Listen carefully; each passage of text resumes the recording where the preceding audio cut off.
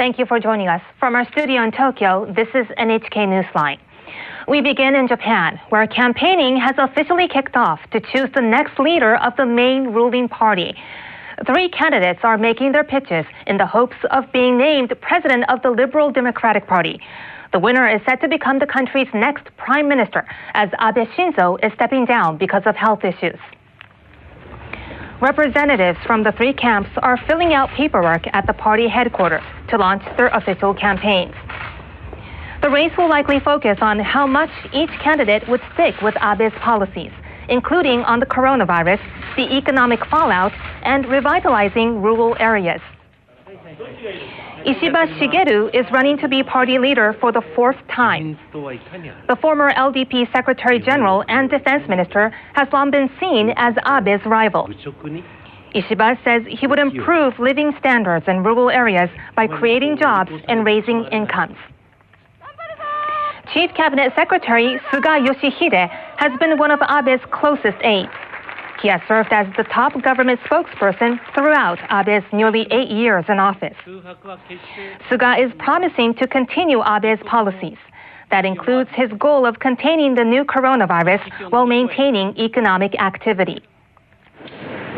LDP policy chief Kishida Fumio says he would promote economic policies prioritizing middle-income earners. He's also pledging to use his experience as a former foreign minister to put Japan's technology and culture at the center of the country's diplomacy. 535 votes will decide the winner next Monday. 394 of those will be cast by party lawmakers. The remainder will come from representatives of local LDP chapters, which have 3 votes each. The party will announce the new president later the same day. Japan's GDP for the April to June quarter has been revised downward, confirming that the economy shrank at a record pace as the coronavirus impact was bigger than initially estimated. The Cabinet Office now says the economy shrank at an annualized rate of minus 28.1% in real terms. That's a bit worse than the preliminary figure of minus 27.8% announced in August, which was already a record. It was also far worse than right after the global financial crisis. In January to March of 2009, GDP fell by around 18%. Corporate capital spending was the biggest drag. Businesses are holding off from making investments due to the economic uncertainty. Personal consumption, which accounts for more than half of Japan's GDP, was hit hard as well. The quarter-on-quarter figure was revised to minus 7.9% from minus 8.2% announced earlier. But things may be turning around. Many private research firms are forecasting that the Japanese economy will grow in the July to September period. The focus is now on whether Japan can quickly put its economy back on track while trying to contain the coronavirus. Japan continues to reopen to countries and territories where it deems the coronavirus to be largely contained. Starting Tuesday, entry restrictions are eased for long-term residents from Taiwan, Malaysia, Cambodia, Laos, and Myanmar. The same move has already been made for Vietnam and Thailand.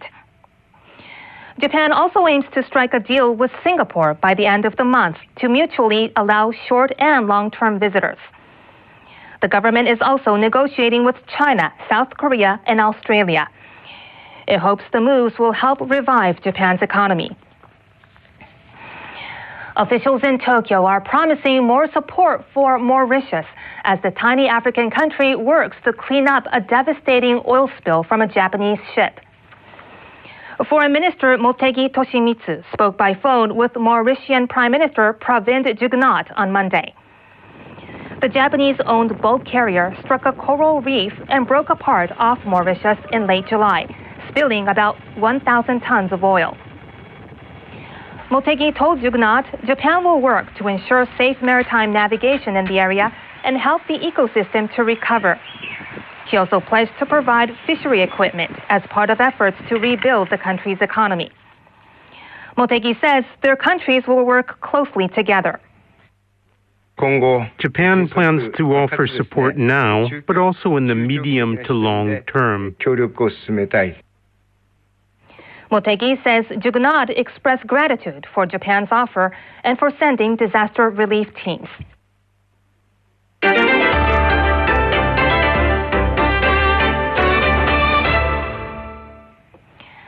People in parts of Japan and South Korea are cleaning up after Typhoon Haishen battered both countries. The storm left 2 people dead and several others are missing in southwest Japan. 96 others were injured in the country. Haishen brought strong winds and heavy rain to Kyushu and other regions. In Kagoshima Prefecture, a woman died from a head injury after falling into a gutter on her way to a friend's house. And in Saga Prefecture, a man died after he fell trying to protect his house from the storm. In Miyazaki Prefecture, rescue crews are searching for 4 people who may have been in buildings that were hit by a landslide and swept into a nearby river. 2 of them are Vietnamese trainees who work at a local construction company. The owner of the company spent 10 hours trapped by the mudslide, but was eventually able to free himself. In South Korea, the storm claimed at least 2 lives after it made landfall on the southeastern tip of the peninsula. Local media say about 3,000 people were displaced, 2 remain missing, and 5 are injured. Haishen is the second typhoon in about a week to hit Japan. The ever-present threat has led authorities to roll out a new surveillance system. As you'll see in our next report, it's designed to monitor rivers around the country and warn people when storms threaten property and lives. Typhoon Hagibis last October brought record-breaking rainfall and caused widespread damage across Japan. In Higashi Matsuyama City near Tokyo, the embankment of the Toki River collapsed, flooding many houses around it. Local resident Takahashi Yoshio went to check the river during the torrential rains. Seeing it was about to overflow, he warned his neighbors by phone. He took a risk. Just 30 minutes later, the levee was breached. The levee was at a breaking point. The situation was unbelievable and scary. The typhoon prompted the government to expand the network of river surveillance cameras it has been developing to help local residents check the real-time situation remotely. Nationwide, cameras will be set up at a total of 3,900 locations at rivers where potential disaster lurks. The system was set up at less cost than previous ones by omitting camera functions such as zooming. By using solar power, the cameras can be installed easily without connecting to a power supply. The video images are posted on a government website, and residents can check them on their smartphones or other devices. I can see the situation without going to the riverbank.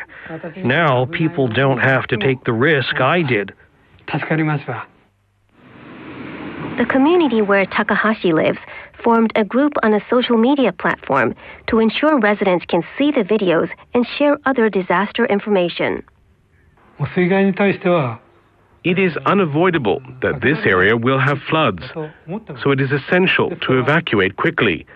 I think sharing information using social media will be the key. Both government and residents need to continue to look for ways to take advantage of the latest technology to protect communities from floods. The Chinese government is backing recent remarks by Hong Kong's top leader over separation of powers in the territory.